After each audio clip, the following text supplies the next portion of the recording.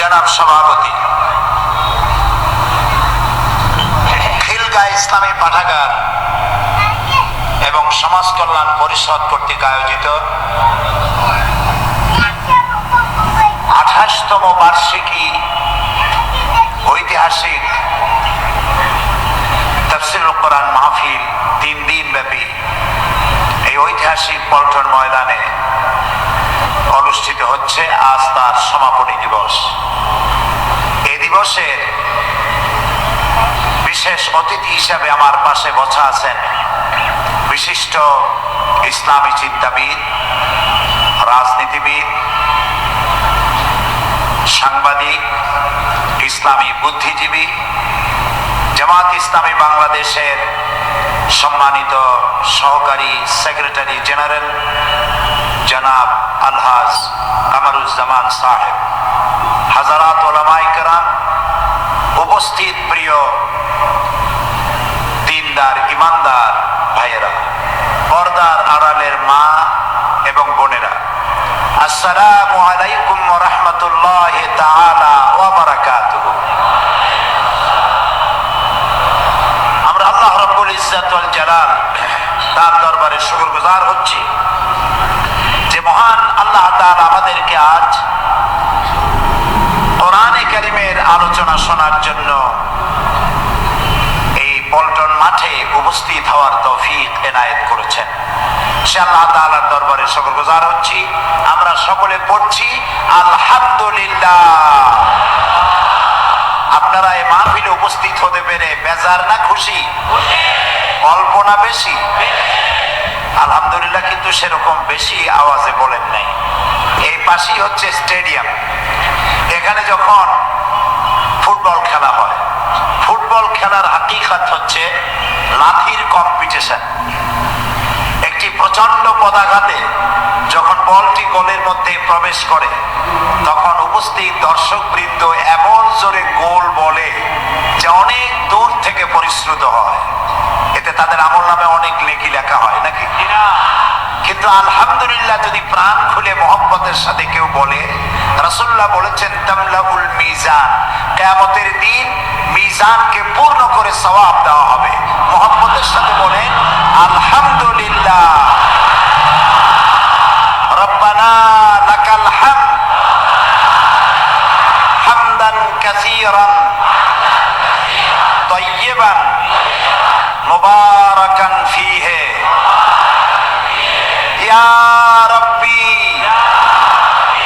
লাকাল হামদু কামা ইয়ানবাগি লিজালালি ওয়াজহিকা ওয়া আযীমি সুলতানিকা। আমরা প্রাণ ভরে বিশাল আকাশের মালিক, বিস্তীর্ণ এই জমিনের মালিক, সাগর নগর পাহাড় পর্বত কুল কায়নাতের মালিক, আমাদের স্রষ্টা, আমাদের রব, আমাদের মনিব আল্লাহ তাআলার শুকরিয়া আদায় করলাম। আবারও বলি আলহামদুলিল্লাহ। প্রিয় ভাই সব, আপনারা কোরআন শুনতে এসেছেন, আর এতক্ষণ যত আলোচনা হয়েছে সব কোরআন কেন্দ্রিক আলোচনা হয়েছে। আলহামদুলিল্লাহ বলি। এটা যত শুনবো ততই আমাদের জন্য কল্যাণকর হবে। এখানে পল্টন মাঠে ইসলামী পাঠাগার মাহফিলের আয়োজন করছে। সেই শুরু হয়েছিল এটা খিলগাঁও হাই স্কুল মাঠ থেকে, তারপরে কমলাপুর স্টেশন ময়দান থেকে, এরপরে সেন্ট্রাল গভর্নমেন্ট হাই স্কুল মাঠ, তারপরে পল্টন, সব মিলিয়ে এখানে হলো 28 বছর একটানা। চট্টগ্রামে হলো এবছর 26 বছর একটানা, কুমিল্লায় হলো 25 বছর, সিলেটে হলো 30 বছর। আলহামদুলিল্লাহ বলি।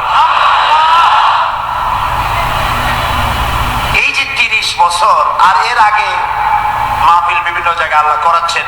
কোরআনে কারীমের তাফসীরের খেদমত আল্লাহ তাআলা করার তৌফিক আমার মতো একটা ছোট্ট গোলামকে দিলেন। তা প্রায় 42 বছর পার হলো, কোনো শেষ করতে পারি নাই। আমি যাদের ছাত্র হওয়ার যোগ্যতা রাখি না তারাও শেষ করতে পারেন নাই। কোরআনে কারীম একদিন একদিন হয়তো প্রশান্ত মহাসাগরের পানি কতটুকু তা হয়তো একদিন পরিমাপ করা সম্ভব হলেও হতে পারে, কিন্তু কোরআনের গভীরতা কতখানি তা বোধহয় মাপ করে পরিমাপ করে মানুষের পক্ষে সম্ভব হবে না। এর কোনো শেষ নাই। আল্লাহ তাআলা বলছেন, قُلْ لَوْ كَانَ الْبَحْرُ مِدَادًا لِكَلِمَاتِ رَبِّي لَنَفِدَ الْبَحْرُ قَبْلَ أَنْ تَنْفَدَ كَلِمَاتُ رَبِّي وَلَوْ جِئْنَا بِمِثْلِهِ مَدَدًا। আল্লাহ তাআলা বলেন, নবী আপনি বলুন, তামাম পৃথিবীর সমস্ত সমুদ্র মহাসমুদ্রের পানিগুলি যদি কালি হয়ে যায়, আর তাই দিয়ে যদি আমার রবের কালেমার ব্যাখ্যা লেখা যদি শুরু হয়ে যায়, লিখতে লিখতে তামাম পৃথিবীর পানিগুলি শেষ হয়ে যাবে, আমার রবের কালেমার ব্যাখ্যা লেখা শেষ হবে না। এ হচ্ছে আল্লাহ তাআলার সেই কালাম। এ কোরআন পৃথিবীতে মানবতার কল্যাণের জন্য নাজিল হয়েছে। এ কোরআন এসেছিল একটি বর্বর যুগে, একটা মৃত্যুপ্রায় জাতিকে জিন্দা করেছে একখানা কিতাব। সুবহানাল্লাহ বলবেন না? রক্তক্ষয়ী বিপ্লব নয়, একখানা কিতাব একটা বিপ্লব করতে পারে বিশ্বব্যাপী। কোরআন তার উৎকৃষ্ট উদাহরণ। দুনিয়ায় যত বিপ্লব হয়েছে, এর এক একটা বিপ্লব করার জন্য, বিপ্লবকে সফল করার জন্য লক্ষ লক্ষ মানুষকে হত্যা করতে হয়েছে। এখনো রাশিয়ায় গণকবর পাওয়া যাচ্ছে, লক্ষ লক্ষ মানুষের মাথার খুলি হাড্ডি গুড্ডি পাওয়া যাচ্ছে, কিন্তু তাতে করে কোনো কল্যাণ আসে নাই। নবী করিম সাল্লাল্লাহু আলাইহি ওয়াসাল্লাম এই কোরআন দিয়ে এক বিপ্লব সাধন করেছিলেন, একা শুরু করেছিলেন, আওয়াজ দিয়েছিলেন লা ইলাহা ইল্লাল্লাহ, একা আওয়াজ দিয়েছিলেন। সেই আওয়াজের জের ধরে, ওই আওয়াজের রেশ ধরে চলে এসেছে এ পর্যন্ত, চলবে কিয়ামত পর্যন্ত। বিশ্বকবি আল্লামা ইকবাল কি সুন্দর করে বলছেন, मगरिब की वादियों में गूंजी अदा हमारी, मगरिब की वादियों में गूंजी अदा हमारी, थमथा न था किसी से सैल रवा हमारा। প্রাচ্য এবং প্রতীচ্যে, পাহাড়ে এবং পর্বতে আমার আজানের আওয়াজ উচ্চারিত হবে। ইথারে, বাতাসে, অক্সিজেনে, সমুদ্রের তরঙ্গমালার উপর দিয়ে গোটা বিশ্বে ছড়িয়ে পড়বে কালেমার আওয়াজ। ঠেকাবার ক্ষমতা কারো হবে না ইনশাআল্লাহ। সেই যে একা শুরু করেছেন নবী করিম সাল্লাল্লাহু আলাইহি ওয়াসাল্লামের কোরআনের আওয়াজ, সারা পৃথিবীতে এখন সেই কালেমার অনুসারী, সেই কোরআনের অনুসারীদের দেশের সংখ্যা পৃথিবীতে 157টি। এই 157টি দেশের মধ্যে অর্ধশত দেশ মুসলমানদের অধিকারভুক্ত। এই পৃথিবীতে যত সম্পদ আছে, সমস্ত সম্পদের অন্তত 60% সম্পদ হচ্ছে মুসলমানদের করায়ত্ত। খনিজ পদার্থের অন্তত 55% এই মুসলমানদের করায়ত্ত রয়েছে। আমরা বাংলাদেশও পিছিয়ে নেই। পৃথিবীর দ্বিতীয় বৃহত্তম মুসলিম দেশ বাংলাদেশ। এই দেশকে যারা হত দরিদ্র দেশ বলে, আমি তাদের সাথে আক্ষরিক অর্থে একমত নই।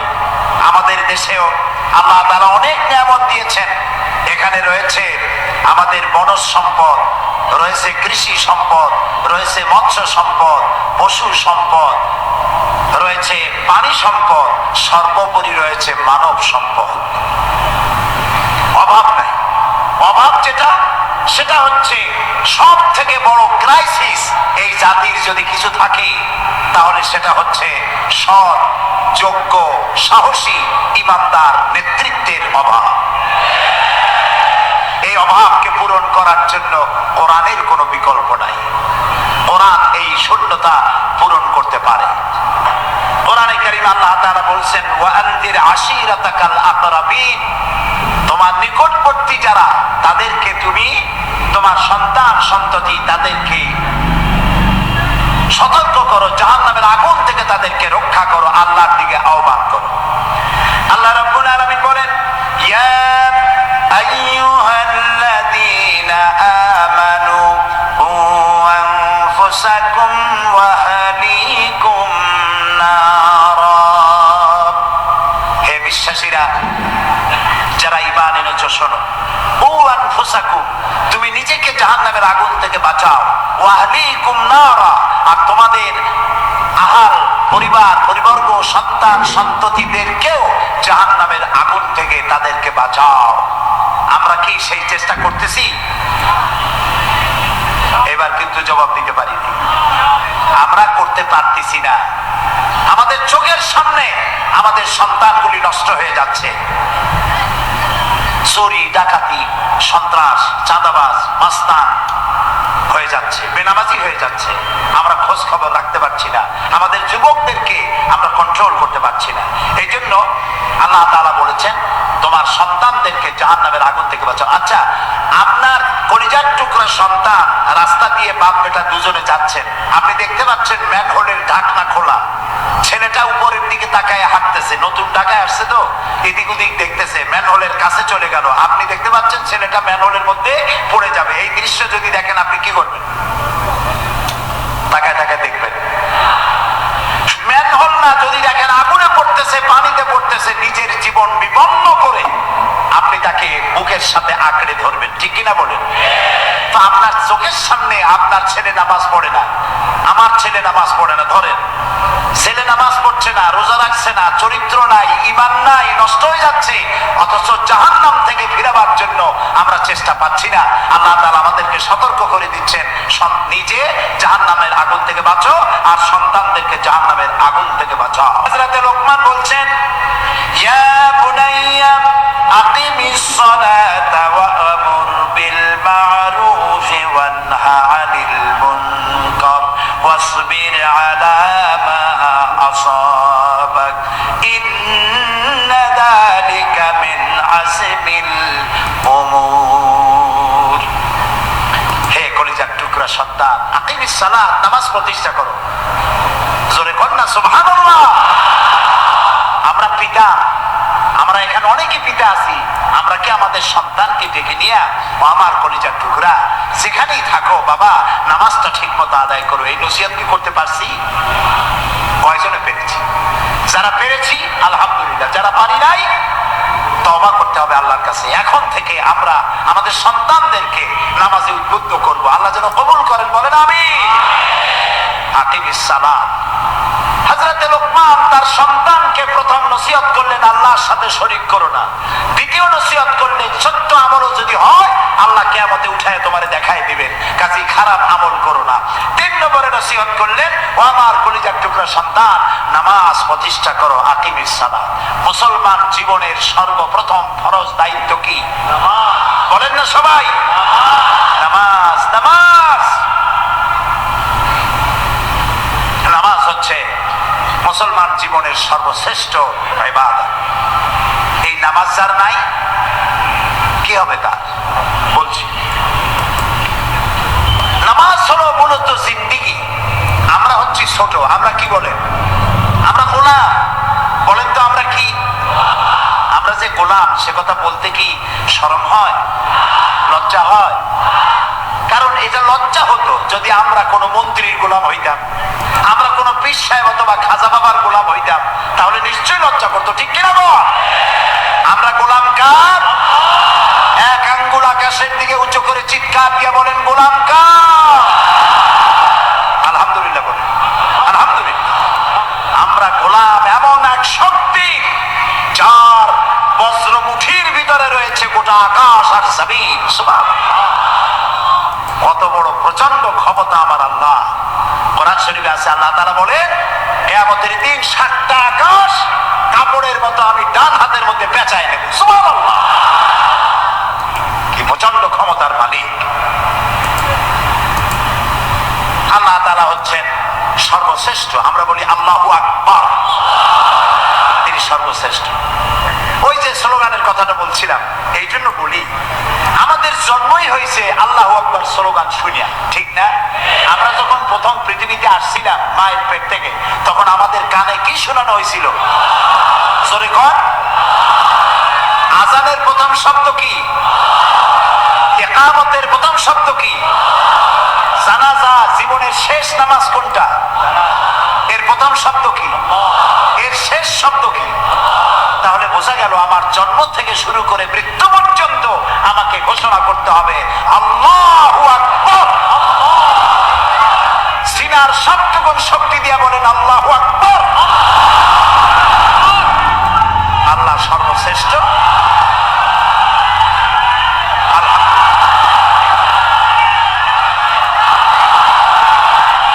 আল্লাহ সর্বশ্রেষ্ঠ আর আমরা গোলাম। আমরা কি? চিল্লায় বলে আমরা গোলাম। অনেক লোককে আমি বলতে শুনেছি আমি অমুক পীর সাহেব কেবলা হুজুরের গোলাম। নাউযুবিল্লাহ। পীর সাহেব কেবলা তো অনেক দূরের কথা, আমরা রাসূলুল্লাহর গোলাম নই। আমরা গোলাম কার? পৃথিবীতে কোন নবী এ কথা বলতে আসেন নাই যে আমার গোলামি করো। সমস্ত নবীরা বলেছেন কার গোলামি করো? আমরা নবীর উম্মত। আর গোলাম কার? এখন আল্লাহ তিনি হচ্ছেন সর্বশ্রেষ্ঠ আর আমি হলাম গোলাম।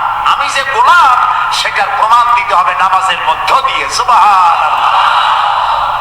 আমাকে ছোট করার জন্য প্রত্যেক মানুষের মধ্যে কিছুটা অহংকার, ফখর, কিবর, প্রত্যেকটা মানুষের মধ্যে কিছু না কিছু থাকতে পারে। আল্লাহ আমাদেরকে মাফ করুন, বলি আমিন। যাররা পরিমাণ, সরিষা পরিমাণ কিবর, অহংকার যদি কারো দিলের মধ্যে থাকে আল্লাহ জান্নাতে যেতে পারবে না। আল্লাহ তাআলা বলেছেন আল কিবরিয়াউ রিদাই, অহংকার আমার চাদর। সুবহানাল্লাহ। যে ব্যক্তি মানুষ হয়ে অহংকার করে সেজন্য আমার চাদর নিয়ে টানাটানি করে। নাউযুবিল্লাহ। অনেক লেখাপড়া জানো তাই তোমার অহংকার। ইংরেজি কথা কইতে পারো সেইটা তোমার অহংকার। লন্ডন আমেরিকায় যায় দেখো যারা জুতো ছাপ করে তারাও ইংরেজিতে কথা কয়। আরবিতে কথা বলতে পারো সেই অহংকার। আরব বিশ্বে যায় দেখো যারা রাস্তা ঝাড়ু দেয় তারাও আরবিতে কথা কইতে পারে। সুতরাং শিক্ষার অহংকার, লেখাপড়ার অহংকার, বংশের অহংকার, ক্ষমতার অহংকার, কোন অহংকার করো না। অহংকার কেবল কে করতে পারে? আল্লাহ। আল্লাহ আল্লাহ আল্লাহ। আমি যে গোলাম এটার প্রমাণ দিতে হবে নামাজের মধ্যে দিয়ে। কিভাবে? আমি যখন নামাজে দাঁড়ায় যাব, আমার নামাজ, এটি আমার নামাজ মানে হলো সালাত শব্দের অর্থ হলো নৈকট্য অর্জন করা। সালাতের মানে হচ্ছে নিকটবর্তী হওয়া। সালাতের অর্থ হলো মুতাওয়াজ্জা হওয়া।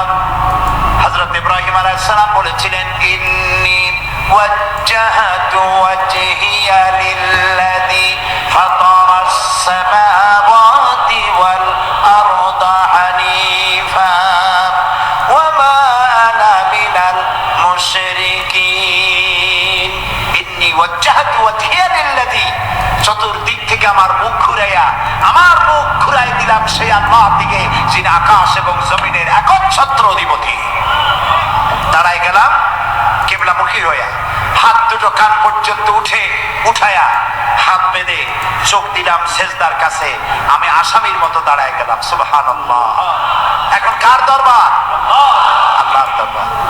দেখেন না মসজিদগুলি প্রেসিডেন্ট অথবা কোন দেশের প্রধানমন্ত্রী অথবা মন্ত্রী অথবা লাখো হাজার হাজার মিলিয়ন বিলিয়ন ট্রিলিয়ন ডলারের মালিক কোন মুসলমান আপনার পাশে দাঁড়াইছে, পাশে এক রিক্সাওয়ালা পানের দোকানদার দাঁড়াইছে, নামাজ পড়তে গিয়ে হাঁটু বা পা যদি গায়ে লাগে প্রেসিডেন্ট বলতে পারবে বেটা তুই রিক্সাওয়ালা, তোর পা আমার ঘাড়ে লাগলো কেন?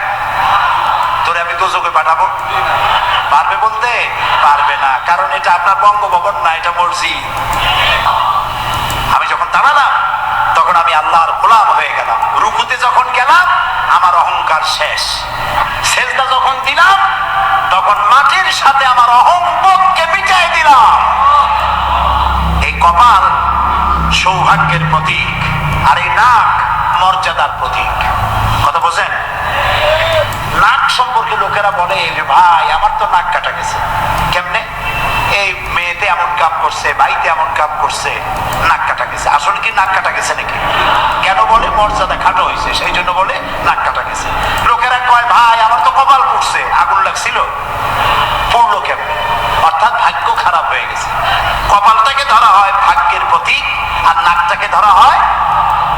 এখন যদি কোন মুসলমান তার ভাগ্যকে সুপ্রসন্ন করতে চায় আর তার মর্যাদা যদি দুনিয়া আখিরাতে বাড়াতে চায়, তাহলে দৈনিক 5 বার কপাল আর নাক দিয়ে আল্লাহর দরবারে সেজদা দিয়ে দিতে হবে, গোলামে পরিণত হয়ে যেতে হবে। আল্লাহ ভাগ্য ভালো বানাবেন, মর্যাদাও দিয়ে দিবে। হযরতে মূসা আলাইহিস সালাম পৃথিবীতে এলেন, নবুয়ত যেই দিন পেলেন সেই দিনই আল্লাহ তাকে নামাজ ফরজ করে দিলেন। সুবহানাল্লাহ। সূরা তাহার মধ্যে আল্লাহ তাআলা বলেন, ইন্নানি আনাল্লাহ লা ইলাহা ইল্লা আনা ফা'বুদুনি ওয়া আকিমিস সালাতা লিযিকরি। ইন্নানি আনাল্লাহ, নিশ্চয়ই আমি আল্লাহ, নিশ্চয়ই আমি আল্লাহ। লা ইলাহা ইল্লা আনা, আমি ছাড়া কোনো ইলাহ নাই। ফা'বুদুনি, অতএব আমার ইবাদত করো, আমার দাসত্ব করো। ওয়া আকিমিস সালাতা লিযিকরি, আর আমার শরণার্থে নামাজ কায়েম করো। সুবহানাল্লাহ। সুতরাং এই নামাজ আল্লাহ তাআলা শিখাচ্ছেন। বলো, কে বলতেছেন? আল্লাহ তাআলা বলছেন, বলো কুল ইন্না সালাতি ওয়া নুসুকি ওয়া মাহইয়ায়া। জানেন না? জানেন? বলা ছেড়ে দিয়ে পুরুষের মতো পড়েন। কুল ইন্না সালাতি ওয়া নুসুকি ওয়া মাহইয়ায়া ওয়া মামাতি লিল্লাহি রাব্বিল আলামিন। আল্লাহ তাআলা বলেন, বলো নিশ্চয়ই আমার নামাজ, আমার কুরবানি, আমার হায়াত আর আমার মওত সবকিছু আল্লাহ রাব্বুল আলামিনের জন্য নিবেদিত। যে ব্যক্তি নামাজ পড়ে না, মুসলমান দাবি করার কোন হক নাই, কোন অধিকার নাই। রাসূলুল্লাহ বলেছেন, হাদিস শুনুন, রাসূলুল্লাহ বলেছেন যে ব্যক্তি নামাজ পড়ে না তার উপরে আল্লাহর কোনো দায়িত্ব নাই। যে ব্যক্তি ইচ্ছে করে নামাজ ছেড়ে দেয়, আল্লাহ এবং রাসূলের সাথে তার সমস্ত সম্পর্ক কাট হয়ে যায়। নাউজুবিল্লাহ। আল্লাহর সাথে যদি সম্পর্ক না থাকে, কয়দিন থাকবেন দুনিয়ায়? কয়দিন?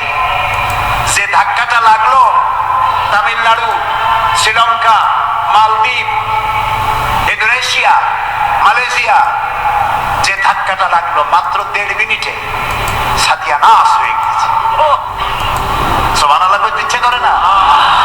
আমাদের দেশে পুকুরে যে কম্পন হলো, জলকম্পন, পানিতে যে কম্পনটা হয়েছিল, ওই কম্পনটা যদি মাটিতে হইতো, ঢাকা শহরে অপরিকল্পিত ভাবে যে শহর গড়ে উঠেছে তছনছ হয়ে যেত। কোন সাহসে আল্লাহর নামাজ আদায় করো না? সাহসটা কি?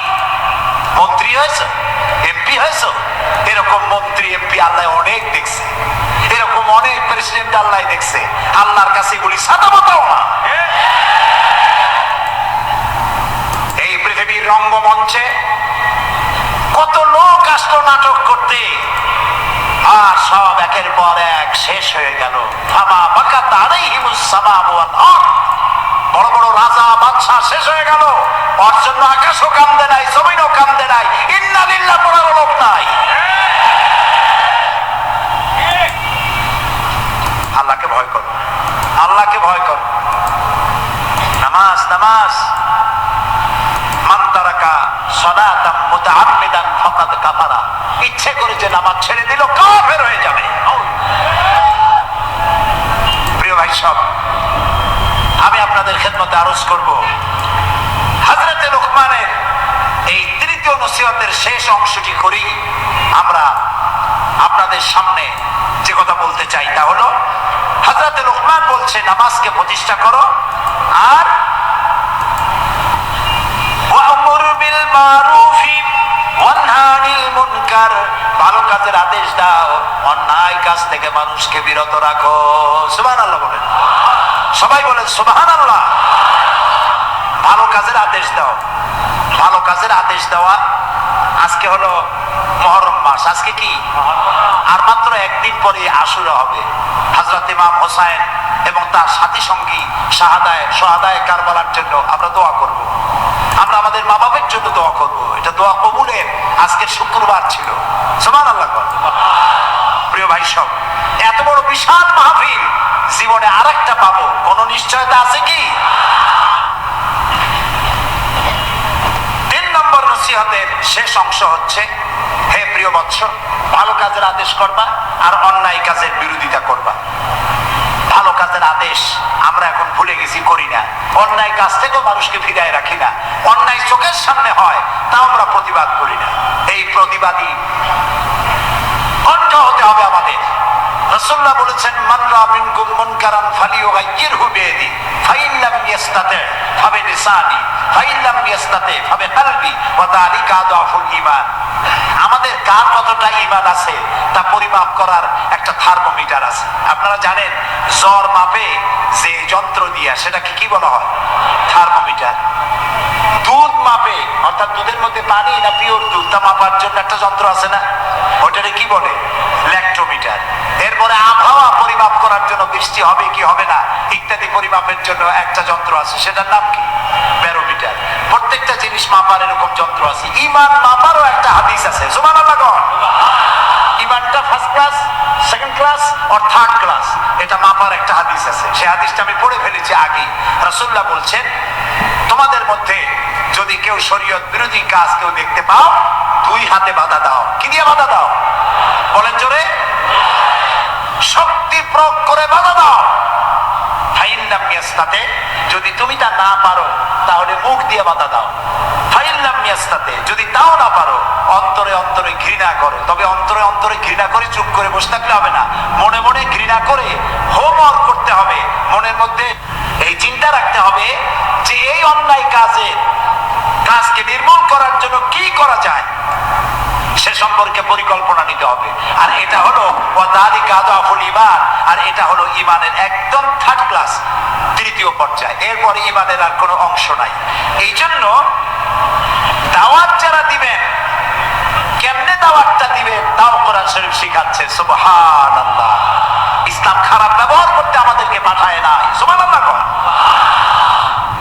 আল্লাহ তাআলা শিখাচ্ছেন, উদউ ইলা সাবিলি রাব্বিকা বিল হিকমাতি ওয়াল মাউইজাতিল হাসানা। দাওয়াত দিবা কেমনে? উদউ ইলা সাবিলি রাব্বিকা বিল হিকমাতি, কৌশলের সাথে আল্লাহর পথে মানুষকে ডাকো আর মিষ্টি মিষ্টি কথা মানুষের সাথে বলো।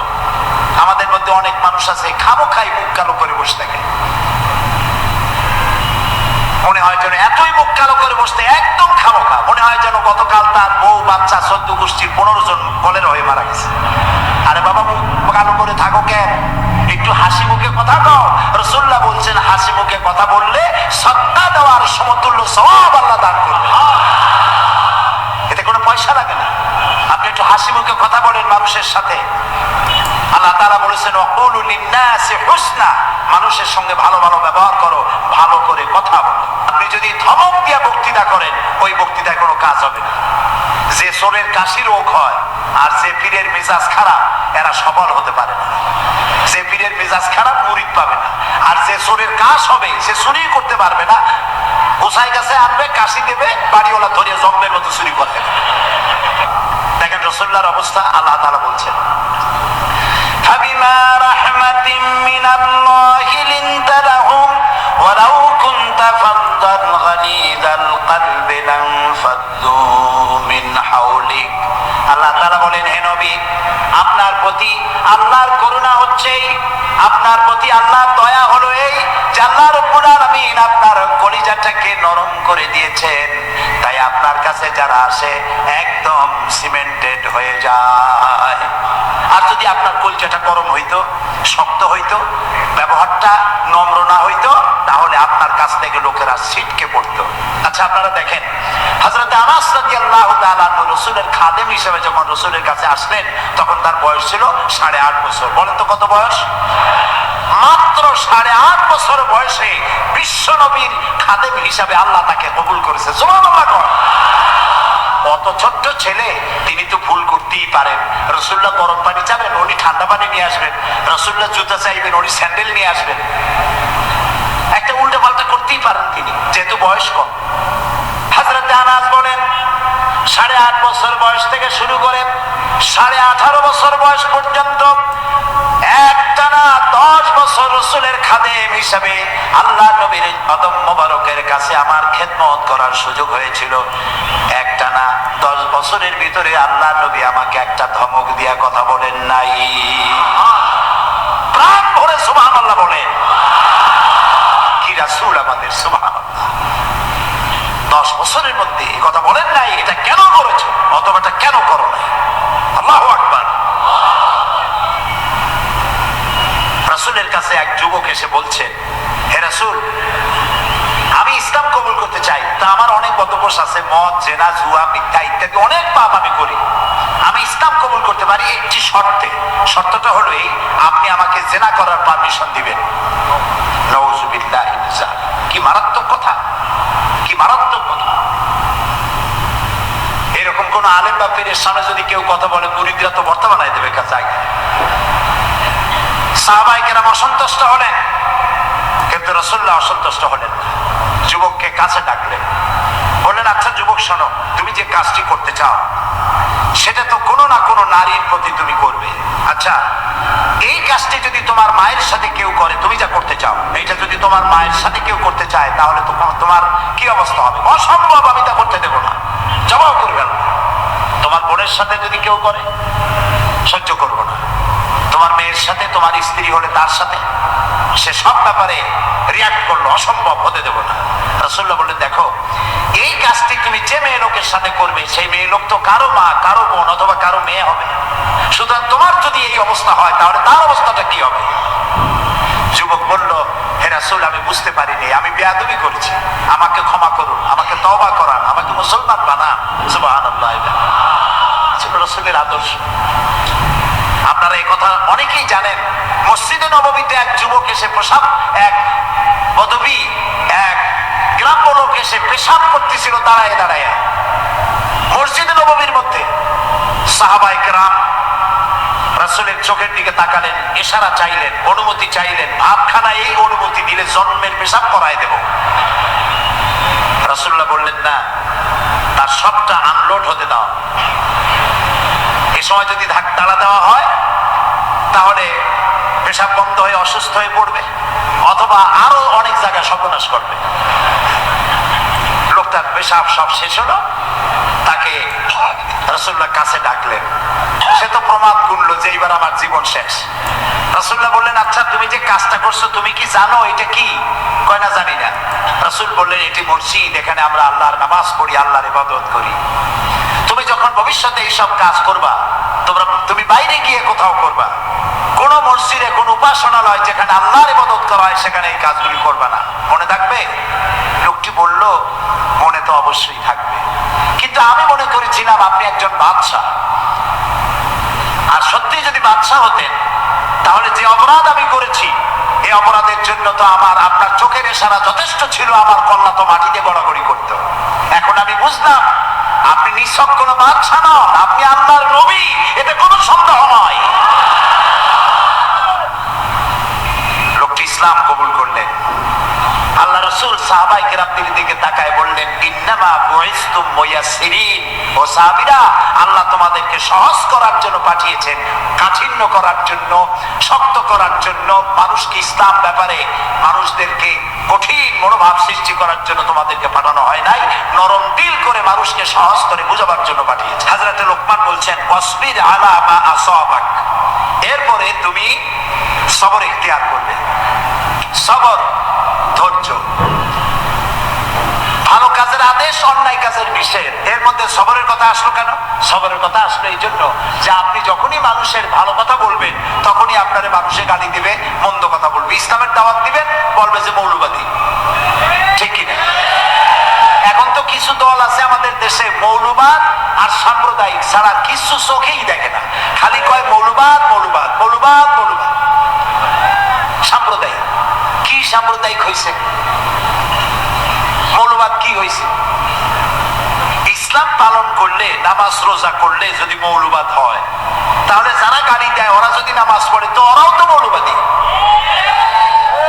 সাম্প্রদায়িক কি হয়েছে? কেন সাম্প্রদায়িক সাম্প্রদায়িক করেন? বাংলাদেশে কি সাম্প্রদায়িকতা বলতে কিছু আছে?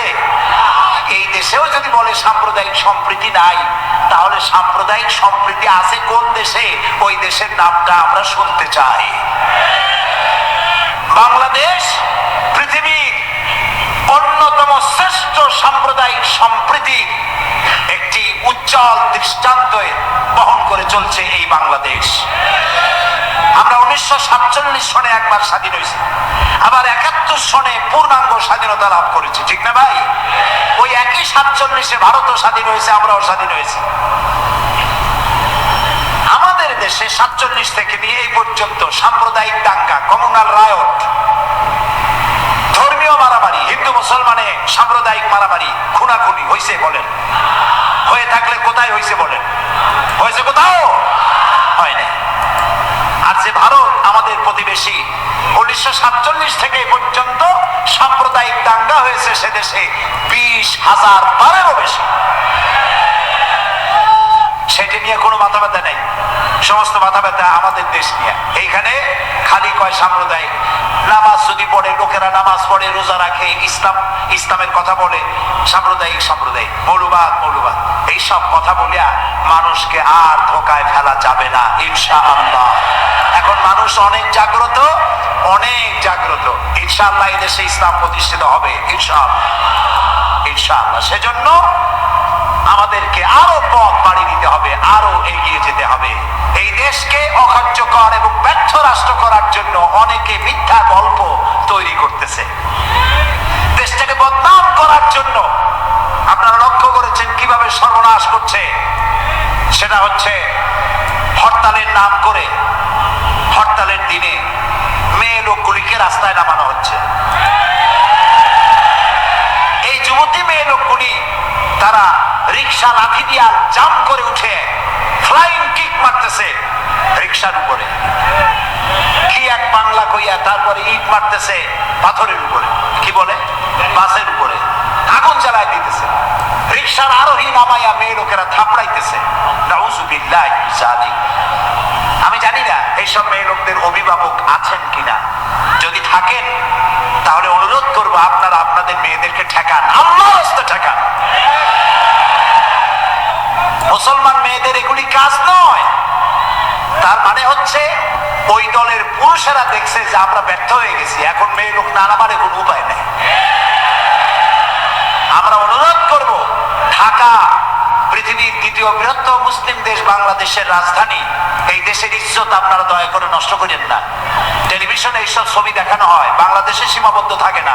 সৌদি আরবে দেখে, কুয়েত দেখে, কাতার দেখে, ইউরোপ দেখে, আমেরিকাকে দেখে, গোটা দুনিয়া দেখে যে মুসলমান মেয়েরা পারে এইভাবে মারামারি করতে, পুলিশের কামড়াইয়া গালের চামড়া উঠাই নিয়ে যায়। নাউযুবিল্লাহ, বলেন নাউযুবিল্লাহ। পুলিশ হয়রান হয়ে যায় এগুলি সামলাতে কি। আল্লাহ হেফাজত করুন, জোরে কোন আমিন। আহারে কি সর্বনাশটা করতেছে দেশে। দেশ অনেক ভালোভাবে, এই দেশ অনেক ভালোভাবে চলছে অতীতের চাইতে, আলহামদুলিল্লাহ বল। গত 5 বছরে 26,000 আলেমদেরকে পাবলিক সিকিউরিটি অ্যাক্টে গ্রেফতার করে নির্যাতন করা হয়েছিল। এই 3 বছরে তো একটা আলেমকে গ্রেফতার করা হয় নাই, হয়েছে বলেন? সে আমলে 252টি মাদ্রাসা বন্ধ করা হয়েছিল, এই আমলে তো একটা মাদ্রাসা বন্ধ করা হইল না। সেই আমলে এই বাইতুল মুকাররম, বাইতুল মুকাদ্দাসের মতো ইহুদিরা যেভাবে 144 দিয়ে রেখেছে, এই বাইতুল মুকাররমকে 144 দিয়ে এই বাইতুল মুকাররমকে ঘেরাও করে রাখা হয়েছিল। বাইতুল মুকাররমের মসজিদের ভেতরে হাজার হাজার মুসল্লিদেরকে পিটাইয়া তাদের রক্ত দিয়ে মসজিদ লাল করে দেওয়া হয়েছে। এগুলি কি মিথ্যা কথা না সত্য কথা? প্রিয় ভাই সব, এখন তো এগুলি করা হচ্ছে না। আপনারা খামাখা বোমা মারিয়া, মাস্তানি করিয়া, হরতালের নাম দিয়া দেশটারে সর্বনাশ করেন না। দেশ অনেক ভালো আছে, 1000 গুণে ভালো আছে। এর থেকে ভালো হবেটা কি? কি এর থেকে ভালো হবে? এই যে সন্ত্রাস আলহামদুলিল্লাহ বহুত কমে গেছে। র্যাবের নাম শুনলে তো লুজ মোশন শুরু হয়ে যায় এখন, ঠিক না? এখন এই র্যাব শুনে, র্যাবের নাম শুনে গোটা জাতি র্যাবের সুন্দর অ্যাকশনে এবং তাদের উপস্থিতিতে গোটা জাতি বলতেছে আলহামদুলিল্লাহ। খালি একটা দল তারা বলেছে ইন্না লিল্লাহ। সুতরাং আমাদের সাথে থাকেন, আমাদের সঙ্গে থাকুন, একসঙ্গে আমরা কোরআনের কথা, ইসলামের কথা বলতে থাকবো। এখানে হিন্দু, আমার দেশে হিন্দু, খ্রিস্টান, মুসলমান সব নিরাপদে বসবাস করতেছে। আলহামদুলিল্লাহ বলে, আলহামদুলিল্লাহ কর। সুতরাং এই পরিবেশকে ধরে রাখার জন্য চেষ্টা করতে হবে। সরকার যেসব অন্যায় কাজ করে সেজন্য প্রতিবাদ করবেন। নিয়ম শৃঙ্খলা গঠনতান্ত্রিক ভাবে আপনারা বিরোধিতা করুন, আমরাও করব। অন্যায় কিছু করলে নিশ্চয়ই করব, 1000 বার করব। যেভাবে চিৎকার করি পল্টনে, সরকার যদি শরীয়তের বিরুদ্ধে, ইসলামের বিরুদ্ধে কোনো পদক্ষেপ গ্রহণ করে, পার্লামেন্টেও গর্জন করে, পার্লামেন্ট অচল করে